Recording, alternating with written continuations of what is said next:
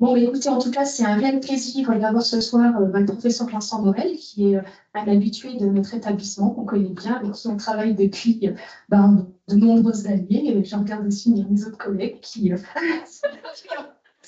En tout cas, il y a un lien qui est très fort, qui dure dans le temps, et l'idée, c'est que ça persiste, ça continue. C'est une vraie expertise pour nos patients, pour nos prises en charge. Donc, Vincent Morel, il est professeur en soins palliatifs au CHU de Rennes, et puis aussi président du comité d'éthique. Et puis là aussi, donc, des talents d'écrivain, avec un livre qui est sorti Face à la fin de vie, qui s'inscrit aussi dans un contexte politique avec 2 lois qui ont été votées là en mars sur les soins palliatifs et l'aide à mourir. Donc, il y a en tout cas de nombreuses discussions qui font face. Et puis, l'idée, c'est qu'ils nous apportent aussi, peut-être pas forcément des réponses, mais en tout cas des éclairages, des pistes de réflexion pour qu'on puisse aussi y réfléchir et y travailler tous ensemble. Tu avais peut-être quelque chose à ajouter? Je tout dit. Eh bien, allez, c'est parti pour une heure. Merci beaucoup. Merci. Oui, merci beaucoup.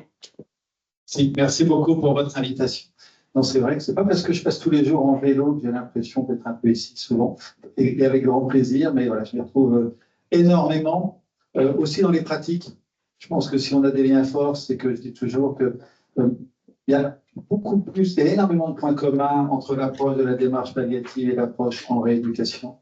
Et il y a des métiers qu'on ne connaît pas, parce que j'ai un père qui est plus modèle, je ne connaissais pas du tout.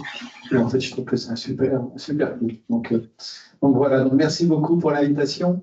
Merci beaucoup pour me permettre d'évoquer avec vous un sujet de pleine d'actualité. Vous ne pouvez pas faire plus d'actualité, qui est tout ce qui tourne autour de la loi sur la fin de vie. Et j'ai sous-titré un peu la présentation, comment aborder sereinement cette question. Parce que c'est ça qui bouge. C'est la soirée.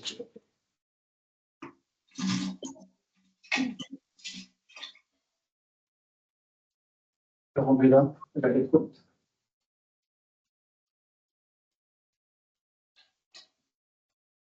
Ah ben voilà, c'est fini. Bonne soirée. Merci, c'était sympa. Voilà, donc comment aborder sereinement cette question? Parce que je souffre de plus en plus de voir la dichotomie et le côté très vous êtes pour, vous êtes contre autour de la loi. C'est-à-dire qu'on a l'impression qu'en ce moment, il faut toujours se positionner par un oui, par un non, et que c'est les opinions qui l'emportent. Et je me suis lancé dans l'écriture d'un livre alors que je n'ai vraiment pas de talent d'écrivain et que si j'en reste à mes notes de français au bac, voire 7, et 7 en philo, je n'étais pas du tout conduit à écrire un jour quelque chose. Mais je commence avec un journaliste qui m'appelle et qui me dit Monsieur Morel, est-ce que vous voulez participer au débat? Je dis oui, par définition. Bien évidemment, je participe au débat. Donc, vous êtes des soins palliatifs? Oui, donc vous êtes contre la loi? Non, pas complètement, pas totalement. Enfin, non, pas forcément. Ah, donc vous êtes pour? Bah non, pas forcément. Et là, je l'ai vu un peu se décomposer. Il me dit oui, mais je vous appelle, on voudrait un débat punchy. Alors je dis, pour un débat punchy, vous pouvez aussi m'appeler, je suis capable de faire oui et non, vous allez gagner un invité. Mais ce qui me semble le plus intéressant, le plus important, c'est non pas ce que je pense, mais d'essayer de donner des arguments pour réfléchir à la question, percevoir la complexité du sujet, et puis voir comment chacun peut se positionner. Alors ça va être un peu le chemin que je vais vous proposer ce soir, sur à peu près 42 minutes, on ait un temps d'échange ensuite, en abordant à la fois ce qui sous-tend la question de la loi, c'est-à-dire pourquoi cette question, elle revient depuis des années et des années, quels sont les enjeux qu'elle soulève, et puis d'aborder aussi avec eux le texte tel que l'on l'a aujourd'hui, qui va encore évoluer. Mais juste avant de commencer de rentrer un peu dans les détails autour du texte, de ce qu'il nous dit, de ce qu'il explique, je suis obligé de passer un peu par l'organisation de la loi pour comprendre où on en est. Parce que c'est quand même bien compliqué. Alors, c'est validé par des juristes, simplement pour vous dire que la loi est un mécanisme complexe qui nécessite de longues discussions. Et en fait, une loi, soit vous avez un gouvernement qui propose une loi, ça s'appelle un projet de loi, soit c'est l'Assemblée, ça s'appelle une proposition de loi. Et ensuite, il faut que ça fasse 2 tours. Les deux tours, c'est une fois à l'Assemblée nationale, puis on va au Sénat. Puis ensuite, on revient à l'Assemblée nationale, puis on part au Sénat. Puis après, ça peut même se terminer en commission mixte paritaire, parce qu'on ne s'est pas mis d'accord. Tout cela, c'est le parcours normal, sauf quand vous avez une dissolution parlementaire qui, alors même que la loi allait être votée dans sa première formulation à l'Assemblée nationale, a été immédiatement stoppée. Et donc, c'était le projet de loi de juin 2024. Et au mois de juin 2025, nous avons eu un texte qui a été présenté à l'Assemblée nationale, qui était une proposition avec quelque chose d'assez intéressant. C'est que en 2024, nous avions un seul même projet de loi qui comportait le développement des soins palliatifs et le sujet de l'aide à mourir. En 2025, vous avez pu remarquer qu'il y avait une dissociation des deux. Un texte autour du développement de l'accompagnement et des soins palliatifs qui me semblait excessivement important parce que ça lie du soin, et c'est un sujet totalement médical et soignant. Puis l'autre texte qui est aussi important à discuter parce que c'est la volonté de la représentation nationale autour de l'aide à mourir, qui est à mon avis une question plus sociétale. Et donc les deux textes sont séparés. Ils ont commencé le parcours en mai de cette année, ils ont été votés en première lecture, et puis à la rentrée, ils vont partir au Sénat pour une deuxième lecture. Si les sénateurs se mettent d'accord avec l'Assemblée nationale, en termes équivalents, c'est-à-dire qu'ils ont exactement le même texte, ce qui en gros n'existera pas, ça se saurait s'ils se mettaient d'accord, ça s'arrêterait là. Et comme ils ne vont pas se mettre d'accord, il va y avoir ce qu'on appelle une navette, c'est-à-dire un deuxième tour.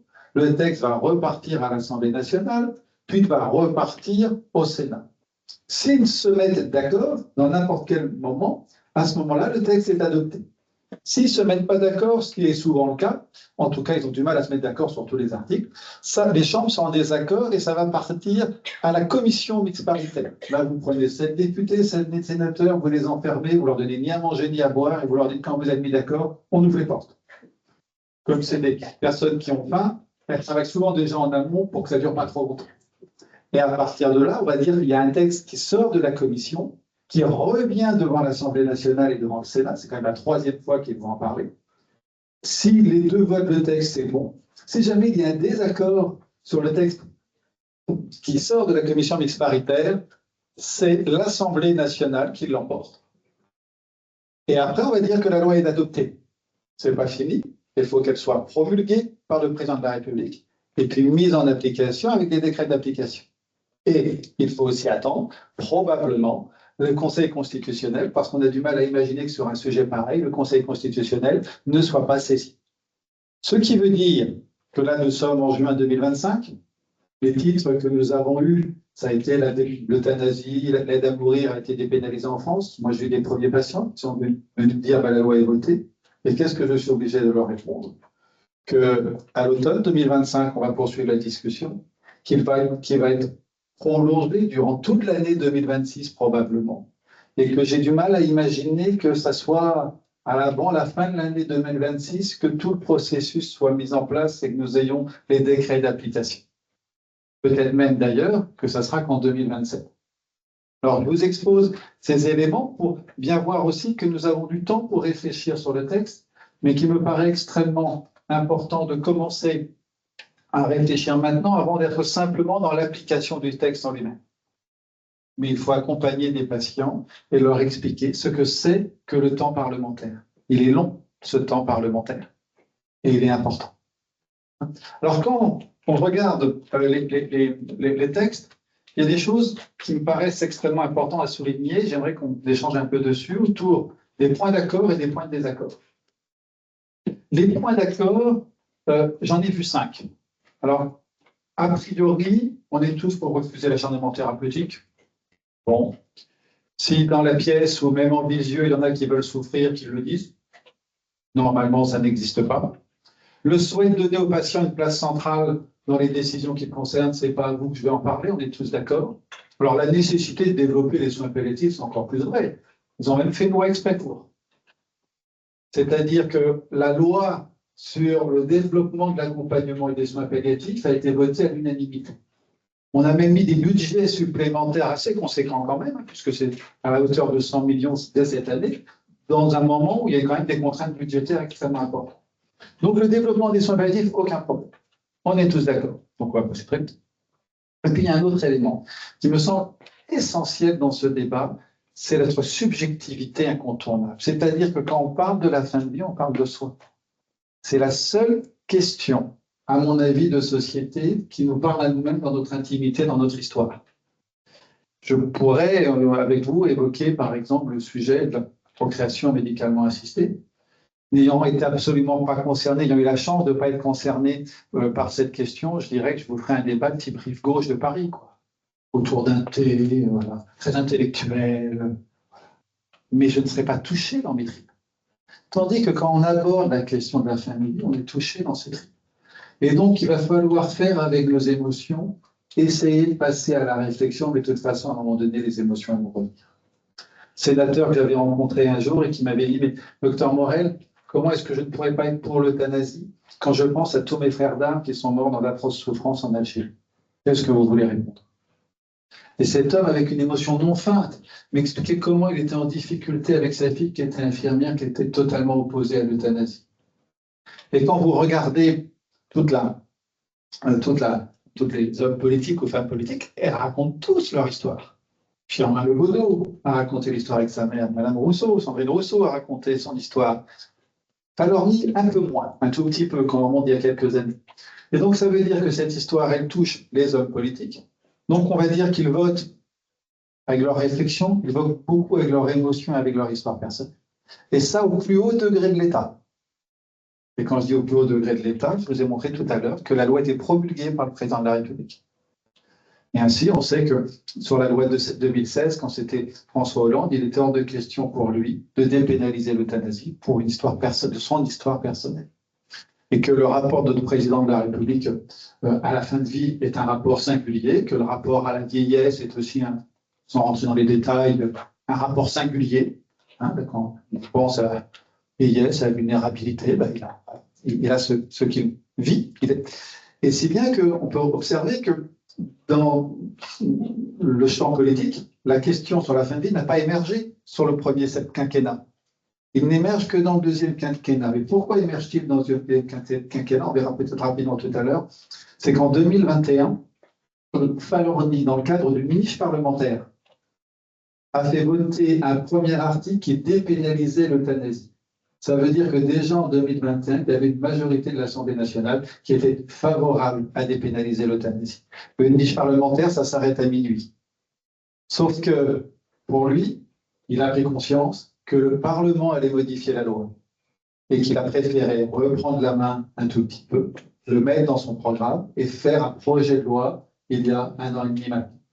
Tout en ayant une forme de procrastination que tout le monde a eue, au travers de la consultation du CCNE, de la conférence citoyenne, de tous les débats, mais qui a été des débats extrêmement riches, donc on ne peut pas dire que la loi n'ait pas été discutée après un large débat public.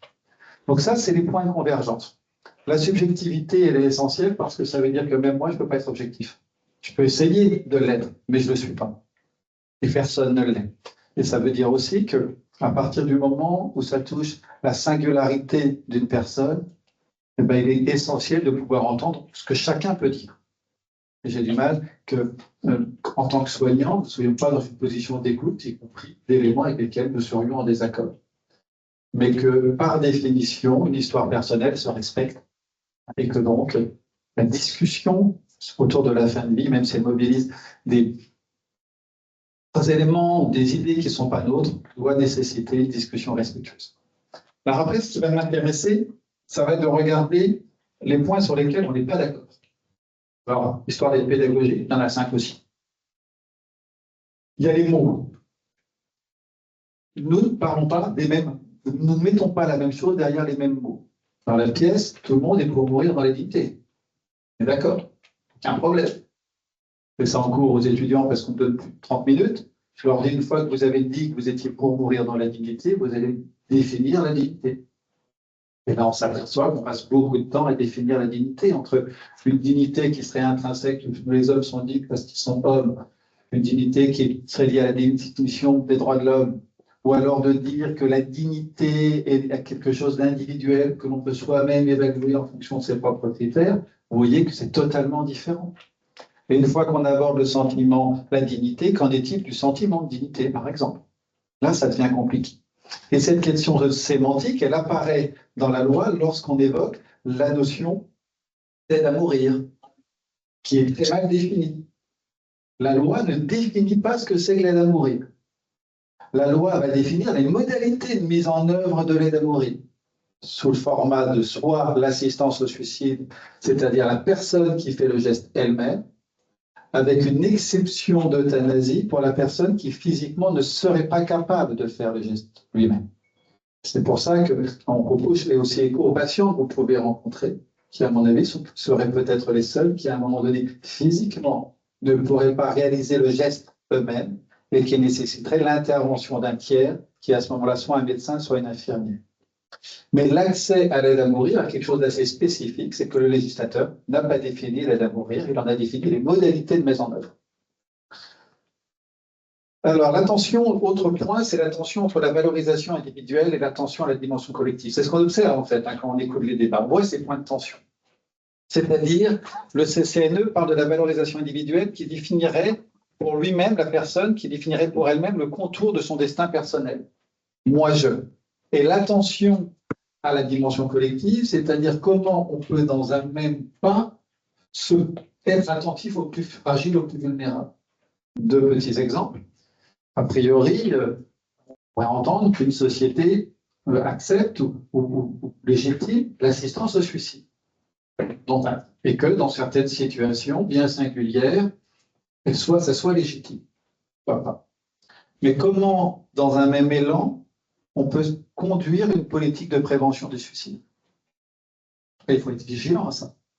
Comment, en même temps, on va être capable d'être vigilant à ne pas risquer un risque de diffusion de l'idée suicidaire. Je pense par exemple aux journalistes qui doivent être très vigilants lorsqu'ils évoquent un décès par suicide, à ne pas évoquer le suicide de cette personne célèbre parce qu'il y a un risque de contagion suicidaire. Ça, c'est un enjeu. Ça, c'est un point de vigilance. Il y a un certain nombre de pays, par exemple en Australie, où on a interdit la publicité autour de l'aide médicale à mourir, à cause de ce risque de contagion. Et donc, c'est le rapport finalement entre l'individu et le collectif. Comment on tient cet équilibre? Une autre phrase que j'aime bien, c'est comment on peut entendre une personne qui légitimement demanderait à mourir, voire crierait qu'elle veut mourir. Parce que oui, il y a probablement des situations qui peuvent le justifier. Et comment, dans un même élan, dans le même pas, on est capable d'entendre les personnes qui ne peuvent plus dire qu'elles veulent vivre. Même à 18h30, c'est bon. 18h, c'est ça, à mon avis, la grande difficulté. Et donc, il faut essayer de trouver un équilibre, et on demande aux législateurs de trouver l'équilibre. Ça me paraît bien compliqué. Donc, les sémantiques différentes, la tension entre la valorisation individuelle et collective. Après, vous allez avoir une tension autour du concept d'autonomie. Alors, ce n'est pas à vous que je vais oser évoquer ce que c'est que l'autonomie. Sommes-nous des êtres autonomes? Sommes-nous des êtres libres? Pouvons-nous penser l'autonomie comme une performance personnelle, ce que dirait le CCNE? Et derrière, comment on va pouvoir tenir l'éthique de la vulnérabilité, l'éthique de l'autonomie? Certains évoquent la notion d'ultime liberté. Alors, ce qui est intéressant, c'est que si on traverse l'Atlantique et qu'on va au Québec, par exemple, on s'aperçoit là-bas que l'autonomie, c'est absolu. J'y étais au mois de mai, j'ai dit en souriant que Freud n'avait pas traversé l'Atlantique. Nous, quand il y a une part de oui, il y a une petite part de non. Quand il y a du non, il y a une petite part de oui. Chez eux, non, c'est oui ou c'est non. Et donc, on ne partage pas la même conception de l'autonomie. Je pense qu'avec les patients, personnes que vous accompagnez, vous avez sûrement une réflexion autour de l'autonomie qui n'est pas la même que même les autres professionnels de santé. Et ça, il faut être vigilant à ça. Est-ce qu'on peut conclure que l'autonomie, c'est la capacité de pouvoir faire un 100 mètres en 15 secondes ou en 10 secondes? Pour certains, ça serait ça. Probablement que vous avez aussi l'expérience de ce que peut-être, je ne sais pas ce que peut être ça, la résilience, ou en tout cas une modification de la perception de ce que c'est que l'autonomie en fonction de l'histoire de la même personne, qui à un moment donné va peut-être finir par se considérer qu'elle se retrouve autonome là où avant elle avait l'impression d'avoir perdu son autonomie. Et donc, ce qui veut dire qu'à un moment donné, elle peut évoquer une question autour de l'autonomie en disant ben non, ça ne vaut pas la peine. Et vous savez, 6 mois après, ben, peut-être que ça vaudra la peine. Et c'est en ce sens que je dis qu'en soins palliatifs et partout, un point de vigilance majeur, c'est qu'il ne faudrait pas qu'on ait une personne qui vienne demander à mourir par incompétence soignante ou par défaut d'accès aux soins. C'est valable pour les soins palliatifs. Dans ma réflexion et lorsque j'ai réfléchi pour ce soir, je pense que c'est aussi valable pour vous. Et que vous allez être extrêmement confronté aussi au regard des autres sur cette question. Donc cette question d'autonomie, elle est fondamentale. Et un autre point de tension, alors là c'est un peu l'éthique, c'est la différence qu'il y a, pour faire ça avant, entre l'éthique conséquentialiste et l'éthique déontique ou déontologique. Dit autrement. On a deux façons de juger la justesse d'une décision. Soit si ses conséquences sont justes, soit si la façon ou les repères que l'on a pris, ou les repères moraux ou déontologiques qu'on a pris ont été respectés. Petit exemple de la maison, mentir, c'est quand normalement on ne ment pas. On est OK, c'est un principe moral. Donc on pourrait considérer que toute décision serait juste à partir du moment où on n'a pas menti. Et là, on est dans une approche déontique, déontologique, morale. Mais on le sait très vite, et les enfants aussi, que de temps en temps, il faut savoir mentir. Parce que les conséquences seraient telles si on ne montrait pas que, éthiquement, si on sur une approche conséquentialiste, il faut mieux mentir. Ça, c'est compliqué. Et si on se rapproche dans le soin, souvent on dit, M. Morel, vous êtes totalement hypocrite, vous augmentez les traitements et vous acceptez que le décès survienne. Vous voyez ?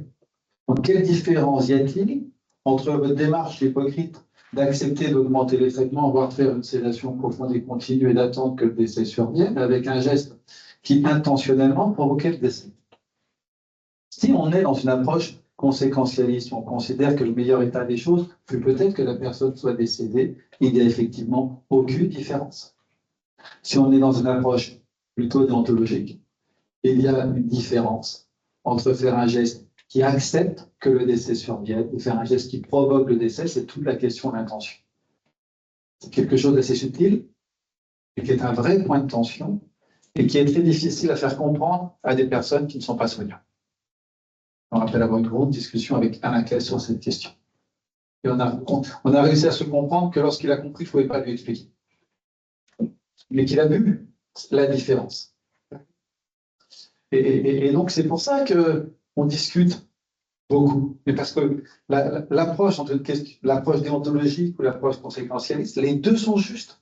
C'est là le paradoxe. C'est que moi, je vais être capable de vous démontrer par A plus B qu'il faut dépénaliser l'aide à mourir, l'assistance au suicide, l'euthanasie, je n'ai aucun problème. Et je peux vous démontrer par A plus B qu'il ne faut pas le faire.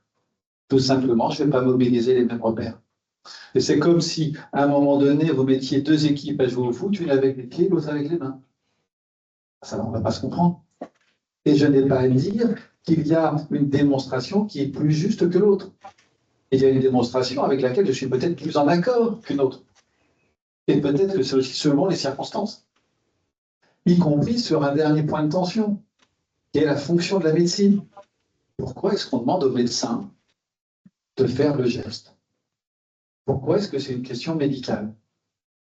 Là, il y a un vrai paradoxe, une vraie question. Alors, on va me dire, oui, parce qu'il faut que ça se passe bien. Ok, mais je dis, mais pourquoi, journaliste, enfin, j'ai vu ça, c'est un député, je dis, mais pourquoi nous? Et j'espère, excusez-moi pour la blague, que ce n'est pas de la peur du choc anaphylactique ou de l'allergie. J'avais un peu souri, il avait souri aussi, mais je dis, mais pourquoi pas? Et pourquoi on appelle la médecine à ce moment-là? Je me dis qu'il ne faut pas une solidarité humaine. Pourquoi doit-elle être médicale? C'est là ma question. Probablement parce qu'on rassure. Parce que la médecine rassure. Mais je pense qu'il y a une espèce de paradoxe à critiquer parfois le pouvoir médical ou la fonction médicale et à lui en donner plus. Dans tout le processus, vous allez voir que la place du médecin, elle est énorme. Là, c'est même paradoxal. Il y a des dispositifs dans le monde qui mobilisent plus ou moins la médecine.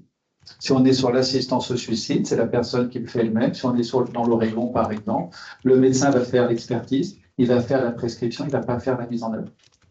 Donc on peut positionner le médecin ou le soignant à des niveaux différents dans le processus. Mais ça dit aussi de la médicalisation de la mort.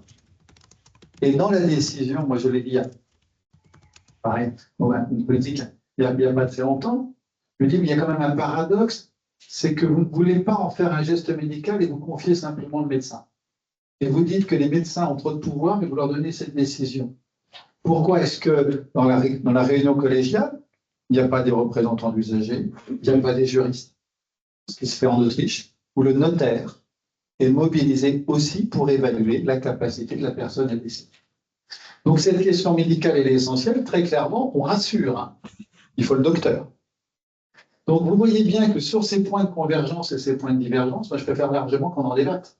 Qu'est-ce que ça nous dit plutôt que de savoir si on est pour ou si on est contre. Et tous les patients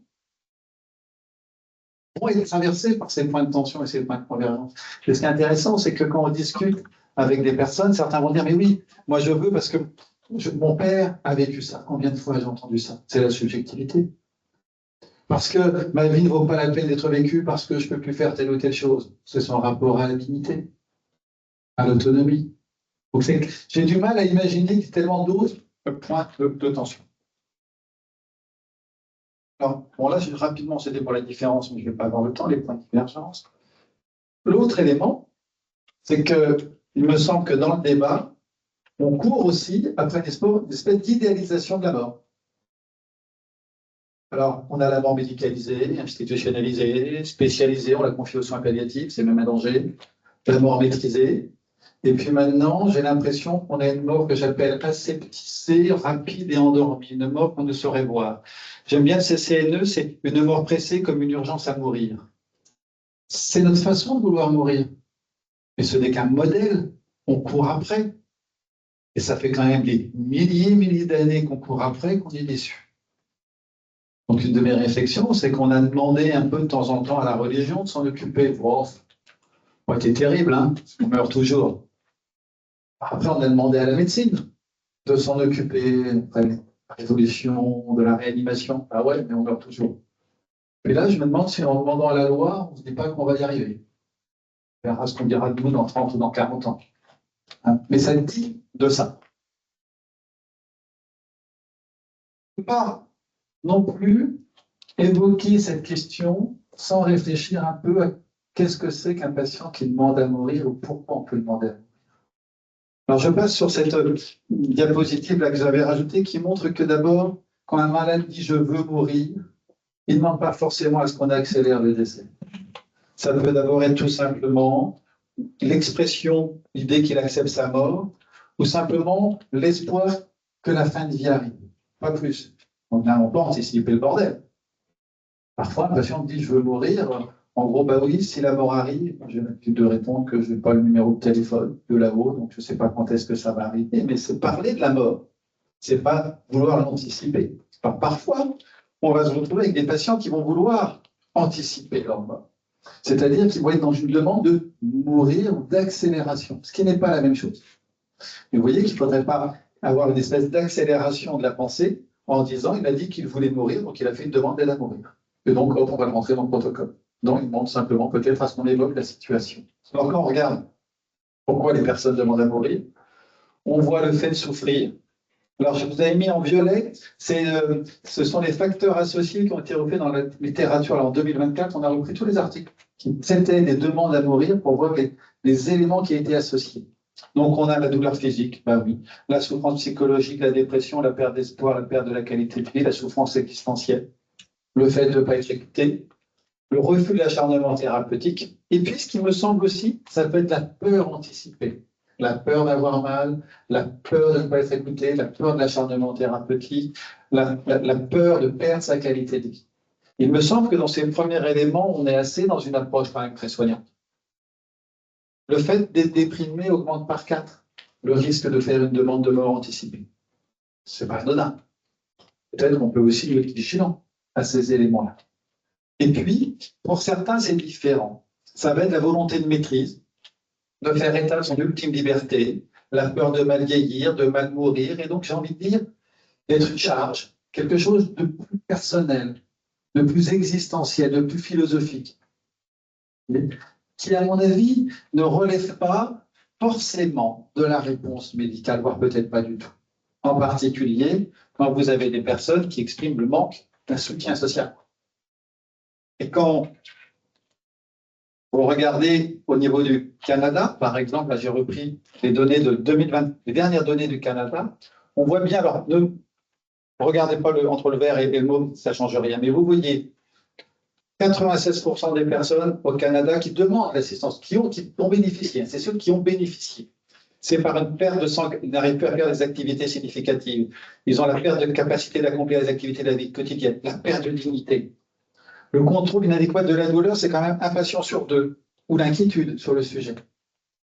Et je pense que c'est intéressant d'être en capacité de repérer ces éléments, parce que quand c'est l'isolement ou la solitude, ça pose question. Et là, c'est le seul endroit où vous avez une vraie différence entre le vert et le mauve, parce que dans l'espèce de mauve, là, c'est en fait les euthanasies pour les morts à délai raisonnablement attendu. Et le violet, c'est les morts naturelles, où la mort naturelle n'est pas raisonnablement prévisible. Et là, la solitude, une fois sur deux. Ça nous interroge quand même, à mon avis, sur la question de la société. Oui, je suis en retard.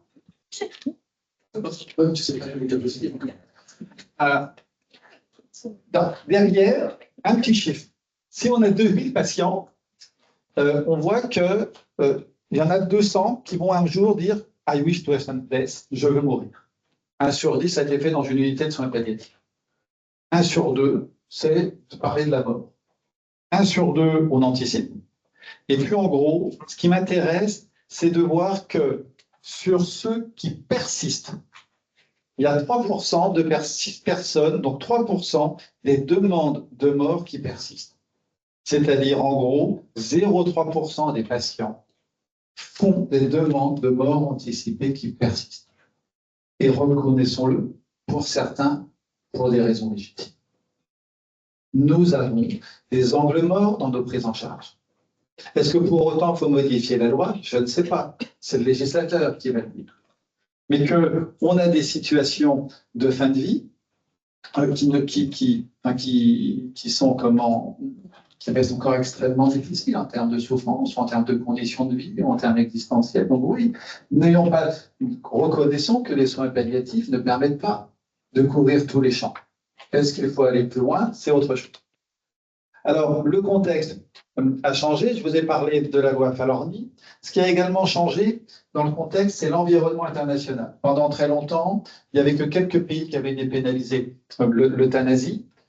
Pour faire simple, la Belgique, le Luxembourg et la Hollande. Alors, je dis en résumant, la Hollande, on ne les comprend pas, donc on ne s'en occupait pas. Le Luxembourg, c'était tout petit, ça ne comptait pas.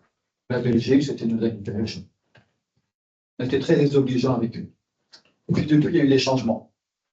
Vous avez eu le Canada, il y a 10 ans. Le Canada, la terre, le terreau des soins palliatifs, fait le pas de dépénaliser l'euthanasie.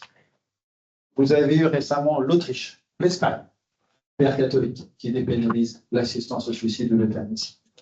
L'Allemagne, l'Autriche, où les mots n'existent pas, dépénalise l'assistance au suicide.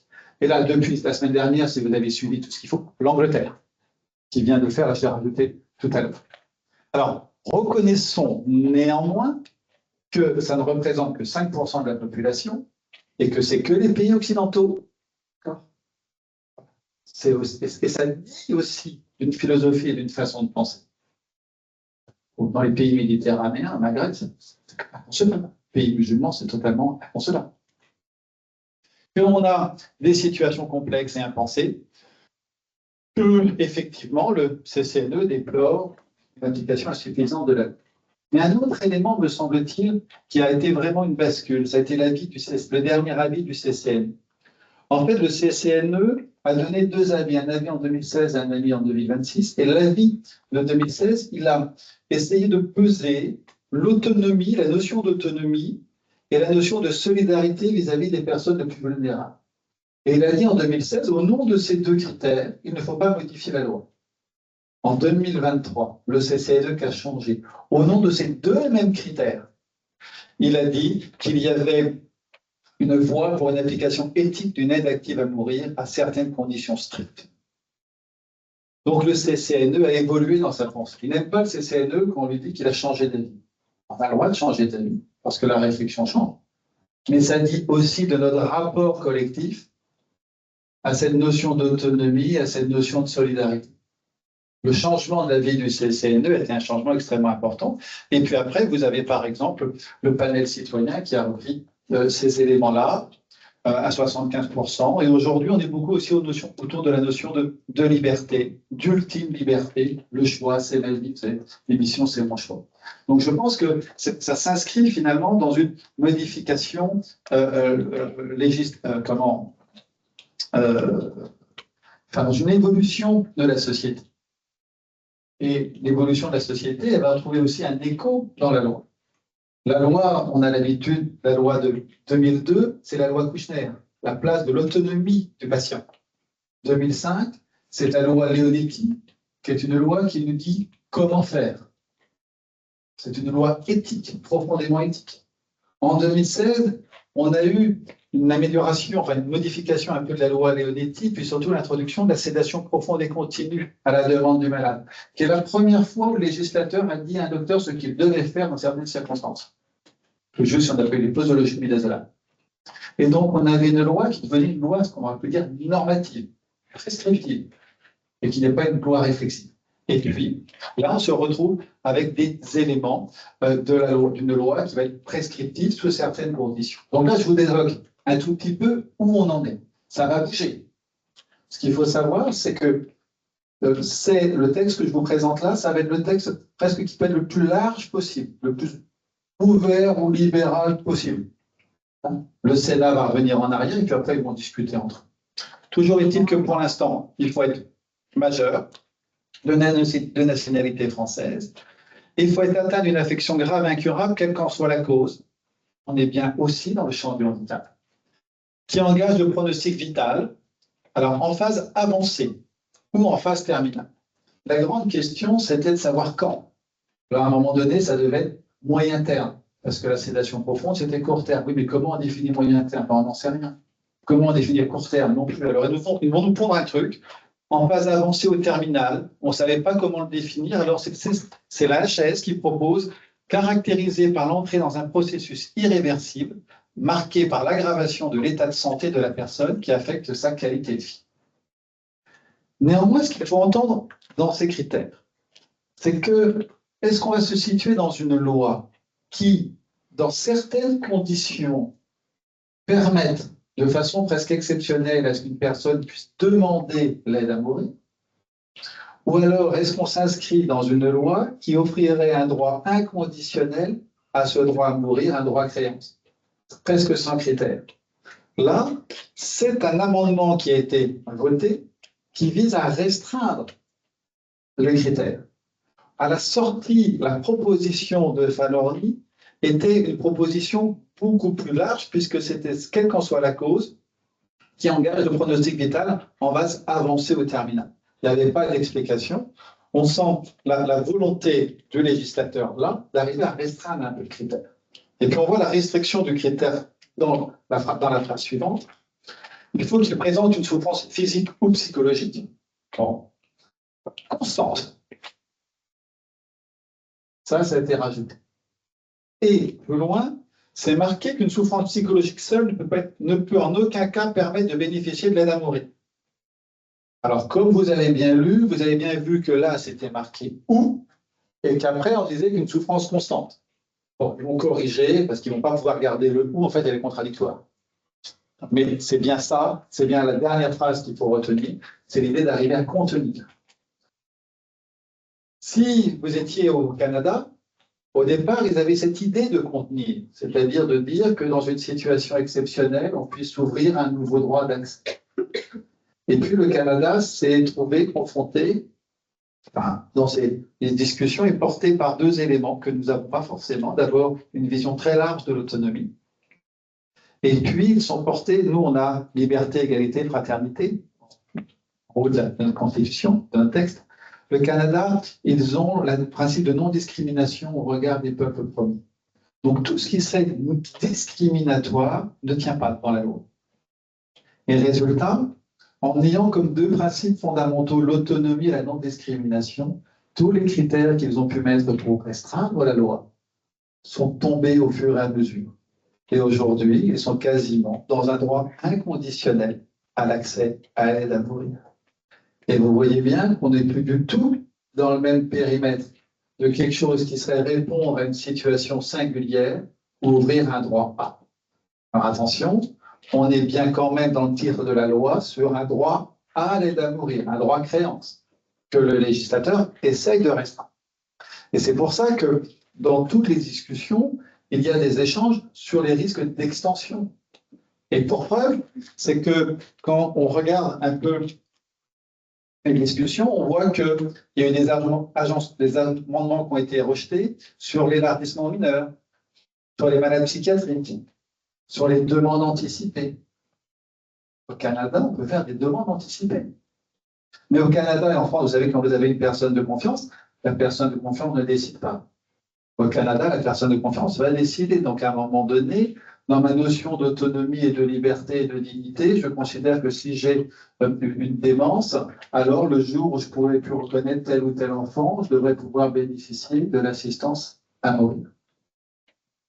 Et donc, pour moi, la grande difficulté, c'est comment arriver à contenir un texte ou pas, mais comment le législateur est capable d'affirmer oui ou non, comment il veut l'équilibre entre l'individuel et le collectif, comment il pense la notion d'autonomie, est-ce qu'il veut être sur un modèle restreint ou un modèle ouvert? Les Anglais, par exemple, viennent d'autoriser l'équivalent de l'euthanasie pour les pronostics vitaux à moins de 6 mois. Bon, bah, ça vaut ce que ça vaut, mais au moins c'est extrêmement clair sur le côté restrictif. Là, on est dans un entre-deux. Et quand on écoute un certain nombre de partisans de l'aide à mourir, par exemple, j'ai entendu M. Touraine, il n'y a pas très longtemps, ils sont, eux, pour une liberté absolue. Mme Ménuerie, qui était la rapporteuse du texte précédent l'année dernière, que j'ai croisé il n'y a pas longtemps, et pour un dispositif extrêmement large. Et c'est à ce moment-là que j'avais vu un député un jour qui m'avait dit, M. Morel, comment expliquer au nom de la liberté, comment il fallait pénaliser tout ça, puis il me dit à la fin, quelles conditions vous mettriez? Je dis aucune. Au nom de la liberté, enlevons toutes les conditions. Mais c'est aller ailleurs pour le coup. Et on voit bien que là, ça reste encore un peu flou, ça reste encore dans des discussions. Certains sont pour aucune modification de la loi, d'autres pour accepter un modèle plutôt contenu, et puis certains veulent un modèle beaucoup plus large. Alors rapidement, comment ça pourrait se passer? Le malade fait une demande, il est informé sur l'état de santé, on lui explique ce que c'est que l'AMM, que l'aide à mourir, on doit proposer les soins palliatifs ou les psychos. Le médecin prescripteur doit engager une procédure collégiale avec un médecin qui ne connaît pas le patient et un paramédical qui le connaît. Ce n'est pas une grosse procédure collégiale, hein. Il y aura une procédure collégiale plus importante pour l'arrêt de traitement ou pour la sédation profonde et continue. Puis, il peut y avoir un refus motivé. Le médecin prescripteur peut faire état de sa clause de conscience. Bon, on est content parce qu'en fait, ça ne sert strictement à rien. Petite démonstration. Si on fait une clause de conscience, en tout cas pour les soins palliatifs, ça veut dire qu'on est mis au fronton de l'unité qu'on ne fait pas de soins d'euthanasie. Donc un certain nombre de personnes ne viendront pas parce qu'ils considèrent qu'ils demandent une euthanasie. Alors, je vous ai montré que les personnes qui demandent l'euthanasie, pour certains, s'ils sont bien pris en charge, ça pèse. Donc nous, on va dire, bah non, on ne peut pas écrire ça sur le fronton parce que sinon, on ne va pas faire ce qu'on sait faire. Donc on ne dit pas qu'on ne fait pas d'euthanasie. Oui, mais à ce moment-là, il faut quand même accepter qu'un certain nombre de personnes persistent dans leur demande, puisqu'il y a des situations où la personne persiste. Et dans ce cas-là, on va leur dire de repartir. Ça, c'est pour les soins palliatifs. Et puis pour les collègues médecins généralistes, ou pour d'autres qui connaissaient très bien les patients, je sais qu'il y a certains patients qui connaissaient depuis très longtemps. Le jour où il y a une demande, c'est presque par l'éthique de la relation que l'on va faire tomber, je pense, notre clause de conscience. La question quand même, c'est de réfléchir entre la clause de conscience individuelle et l'approche collective dans un service. Parce que la clause de conscience collective, ça n'existe pas. Donc, le médecin prescripteur a 15 jours, il donne son accord. Là, le malade, pendant 48 heures, il ne peut pas, si vous voulez, une fois que le patient, qu'on a donné l'accord au malade, il peut confirmer sa demande qu'au bout de 48 heures. Alors, j'ai un juriste qui m'a dit un truc rigolo, c'est que pour les prêts bancaires, on a plus de temps. On a une semaine, ou 11 jours. Bon, pour mourir, 2 jours vont suffire. Par contre, les prêts, il faudra 11 jours. voyez que c'est quand même des principes de loi qui disent qu'on peut changer d'avis. Bon, 2 jours. Ensuite, là où ça va être important, c'est que le médecin va faire la prescription. C'est une préparation magistrale. On est sur le principe de l'administration d'une potion létale ou d'une injection d'une potion létale préparée par une pharmacie. Ça pourra être fait autant à domicile qu'en établissement de santé. Puis, le geste létal ou la présence, parce qu'on nous demande une présence d'un soignant pour que ça se passe bien, ça peut être fait aussi par une infirmière ou un médecin. Donc, la prescription médicale, l'accompagnement peut être fait par un médecin ou une infirmière. On est bien sur l'idée que c'est le malade lui-même qui le fait. Par contre, le législateur demande à ce que dans l'environnement, un soignant soit présent au cas où. S'il ne peut pas faire le geste, à ce moment-là, on est sur un geste réalisé par le malade lui-même, par le soignant lui-même. La mort restera alors, il y avait la question de savoir est-ce que la mort sera considérée comme naturelle. A priori, elle ne sera pas considérée comme naturelle. Donc, il y aurait dans le certificat de décès un truc comme aide à mourir. Mais alors là, il y a une grande idée, le législateur, c'est de mettre aussi dans le certificat de décès les causes de la mort, les sédations profondes et continues. On dit bien que c'est une absurdité absolue, puisque c'est contraire au principe même de la sédation profonde et continue, qui n'est pas à l'origine du décès, puisque c'est la maladie. Donc, il faut se méfier des bonnes idées. Alors, juste pour finir un peu, peut-être en conclusion, je peux permettre de débattre, même si c'est un petit peu long. Ce qui m'apporte, vous l'avez compris, c'est d'essayer de réfléchir principalement au point de tension, en tout cas d'être à l'écoute avec les patients, avec les familles, de ce qu'ils vont pouvoir nous dire. Et d'être capable de repérer aussi les leviers sur lesquels on pourrait se mobiliser, mais d'entendre aussi ceux sur lesquels on n'a pas de réponse. Qu'il ne faudrait pas qu'il y ait une demande de mort par défaut de soins ou incompétence soignante. Et ça relève de notre responsabilité. Qu'il y aurait un risque, à mon avis, de passer d'un modèle un peu contenu d'un accès à l'aide à mourir pour une souffrance réfractaire, alors que la mort serait raisonnablement attendue dans un délai pas trop loin, à un droit créance à la mort, c'est-à-dire on inscrirait un droit inconditionnel à pouvoir choisir le moment de sa mort. 4 enjeux. Le premier, pour le législateur, on voit bien qu'il discute pour essayer de trouver un modèle contenu et qu'on voit que le texte que l'on a là, aujourd'hui, est assez proche du texte qui avait été présenté initialement par le gouvernement Attal en 2024. Il est éloigné ou il est plus contenu que ce qu'avait proposé Falorni. J'ai du mal à imaginer que ce texte s'élargisse de nouveau dans les discussions, puisque le Sénat va tout balayer. Donc on reviendra vers l'Assemblée nationale, on reviendra ensuite au Sénat, puis en commission mixte paritaire. Donc on aura peut-être quelque chose pas loin du texte, à mon avis. L'enjeu, c'est de se dire, est-ce que dans 3, 4 ans ou dans 5 ans, il ne faudra pas y revenir parce que la société aura changé.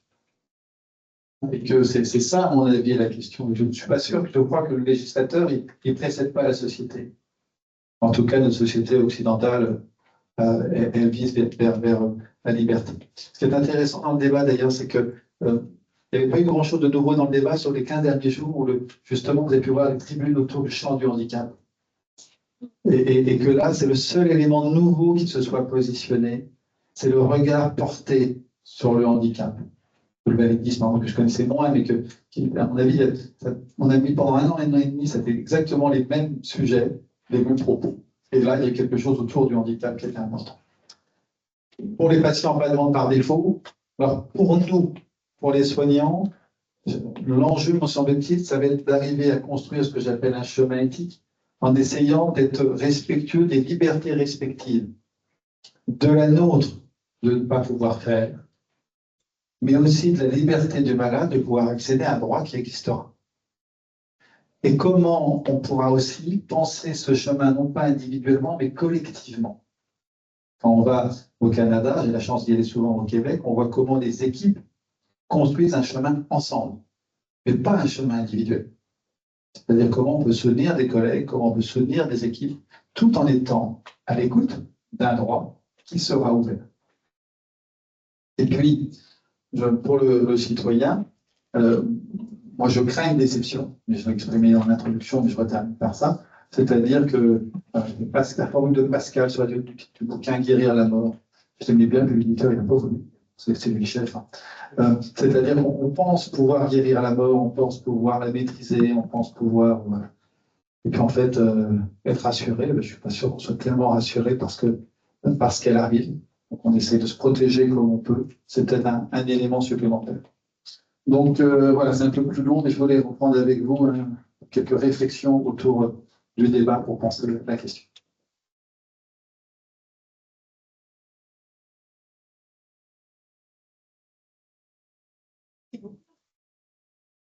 Questions dans la salle?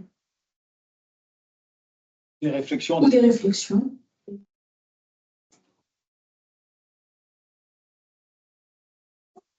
Si tout le monde était d'accord avec moi, ça ne serait pas juste.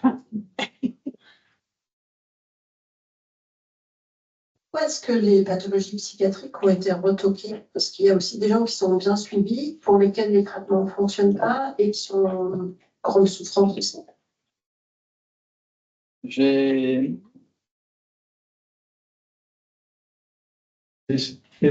discuté l'année dernière, à peu près au même moment, j'étais au congrès de psychiatrie française à Rennes et il y avait tout un colloque sur les soins palliatifs et psychiatrie. C'est-à-dire, est-ce qu'à un moment donné, on peut penser la maladie comme une maladie réfractaire, comme un cancer? C'est là la question que vous posez. Je crois que il y a en tout cas dans le champ de la psychiatrie, dans le champ de la réflexion, quelque chose autour du suicide. C'est-à-dire de considérer que l'acte suicidaire, il s'impose à un malade par souffrance psychiatrique. Et qu'il y a quelque chose qui viendrait totalement s'opposer à quelque chose de fondamental en psychiatrie par rapport à l'acte suicidaire. Qu'il y a, et que donc il y a, je pense, cette question ou ce risque aussi d'avoir du mal à évaluer la souffrance psychologique par rapport à la souffrance physique. Et vous voyez que pour l'instant, on a écarté cette souffrance psychologique, mais c'est un effet de bord. Et on pourrait se dire que dans l'idée de non discriminer, on élargisse aussi à la souffrance psychiatrique. Il me semble qu'à chaque fois, quand il y a des effets de bord, il faut regarder les conséquences que ça peut avoir dans une forme de généralisation.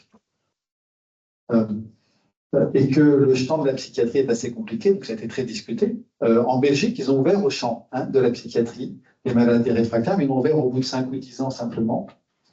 Il m'est arrivé une fois une situation en réanimation d'une personne pour laquelle on a décidé de ne pas poursuivre les gestes de réanimation parce qu'il était à sa Xème tentative de suicide.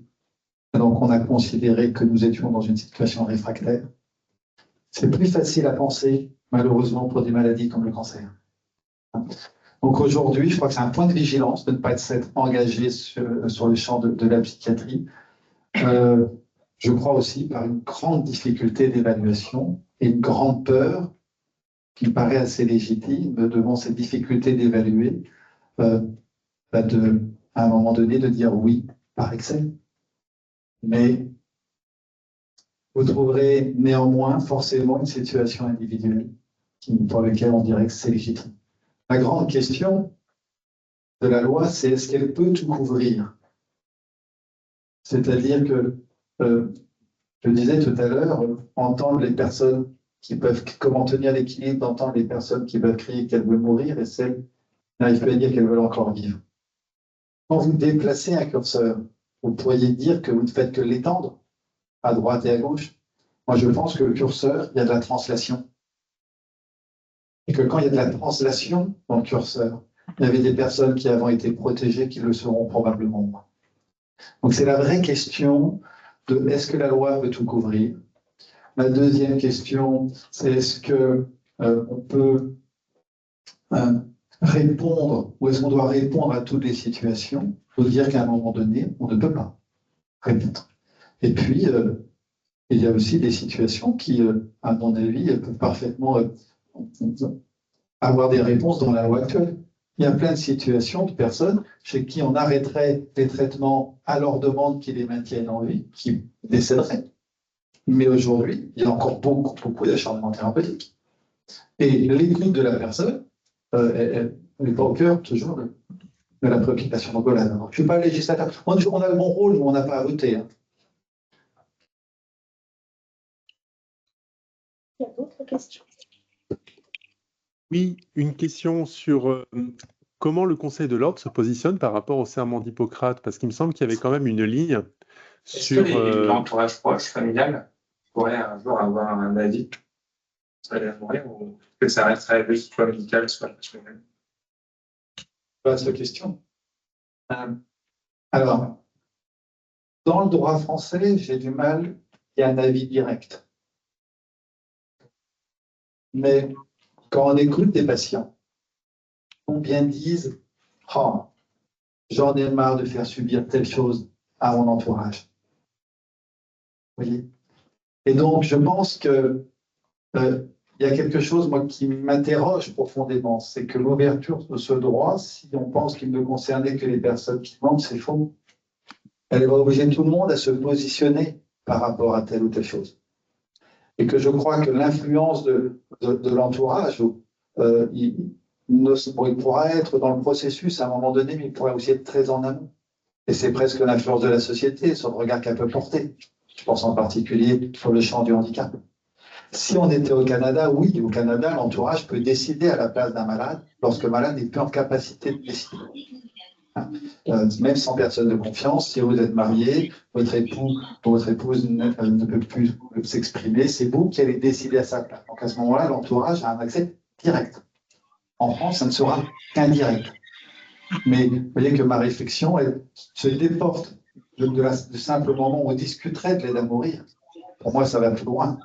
C'est tous les éléments qui indirectement pourraient laisser penser à une personne qu'un jour, ça puisse être légitime de demander à mourir.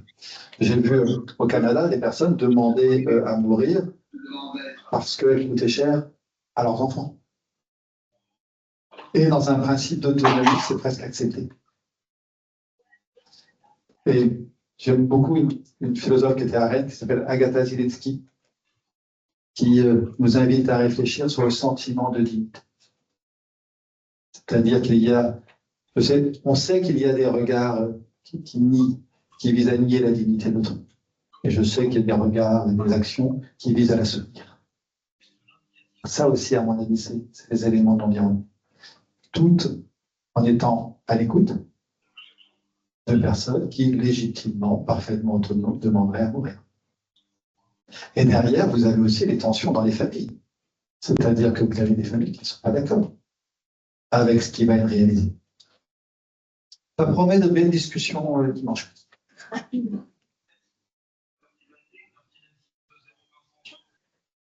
sais pas si j'ai répondu. Je ne sais pas les réponses, mais c'est compliqué, quoi. Une question de quelqu'un à distance. Concernant le positionnement des médecins sur le serment d'Hippocrate qui comporte la phrase « Je ne provoquerai pas délibérément la mort ». Comment composer avec ce serment qui garantit que nous soyons dans une attitude de soignant jusqu'au bout et le projet de loi en cours? Alors, là, dans le texte, alors j'essaie d'être factuel, hein, vous voyez bien, dans le texte sur les soins palliatifs, la définition des soins palliatifs a été modifiée. Et dans la définition précédente, dans la définition des soins palliatifs, c'était écrit que les soins palliatifs ne visent ni à accélérer, ni à ralentir le processus de mort. Ça, c'était enlevé de la définition. Le serment d'Hippocrate est un serment du code de déontologie. Le code de déontologie, il est dans le règlement. Donc, si la loi change, le code changera. Ensuite, qu'est-ce que j'en pense personnellement? Voilà, je pourrais le dire, ça n'a pas grand intérêt. Mais on voit bien que, effectivement, c'est toute une question qui va changer. Tout d'un coup. Et un autre élément, quand on observe ce qui se fait à l'étranger, en particulier en Belgique, nous ferons partie des personnes qui avons connu avant. On sera capable de dire avant, c'était comme ça, de jouer au vieux. On va jouer au vieux.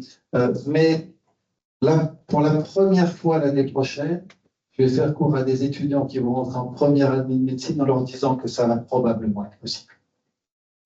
Donc, ils vont commencer leur formation médicale avec l'idée que donner la mort fait partie de quelque chose que le législateur leur autorise. Et dans 15 ou 20 ans, c'est pas que des étudiants, c'est des personnes, des enfants qui seront nés avec ça et avec des histoires qu'ils auront vues. L'autre jour, ma fille, on évoquait ensemble la peine de mort.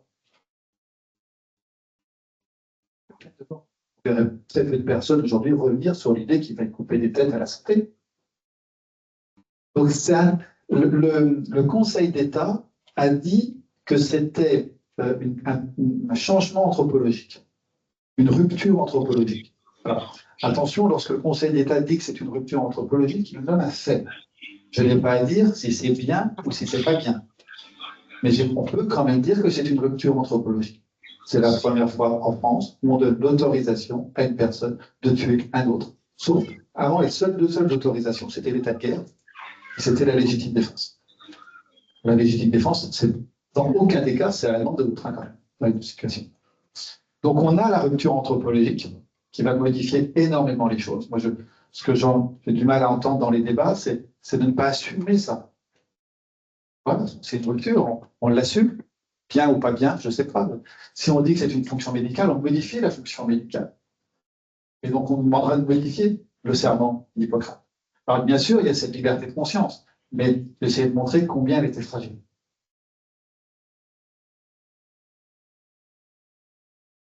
J'ai une petite dernière question. Par rapport à la place des troubles cognitifs et leur analyse, en fait, dans cette décision. Parce que bon, dans le champ du handicap, il y a souvent des troubles cognitifs et... Oui. Et vous voyez, j'en sais rien. Que la difficulté du législateur, c'est qu'il ne pense pas tout. Alors, on a un autre exemple, j'aime bien aller chercher ailleurs la réflexion, qui est tout l'exemple sur la procréation, sur la médicalement assistée. On voit bien que c'est passé un droit à l'enfant. Voilà, on l'assume. Et qu'on a appelé la médecine à l'aide. Donc, on a dit que c'était le rôle de la médecine de répondre à un droit à l'enfant. Et moi, je suis au comité d'éthique du CHU, et on a un certain nombre de dossiers qui reviennent aujourd'hui du centre de maladie de procréation, enfin du centre de terre.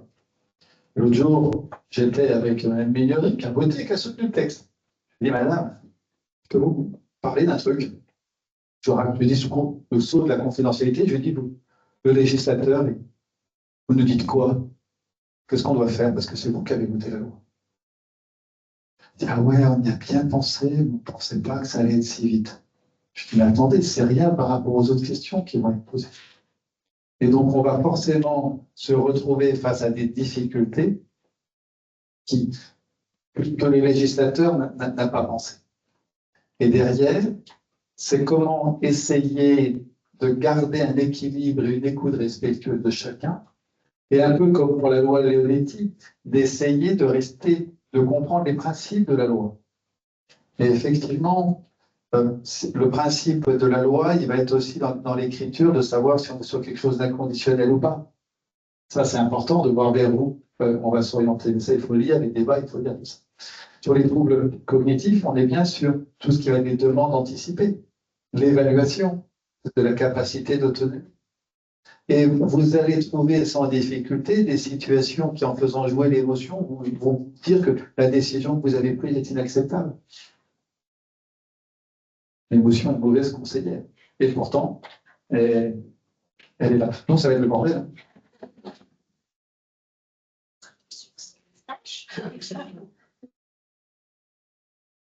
Généralement, le législateur répond aussi à un fait juridique. Oui. Donc, si on pense que cette loi a été mise parlementaire, c'est que la réponse n'était pas apportée aux questions posées par les citoyens.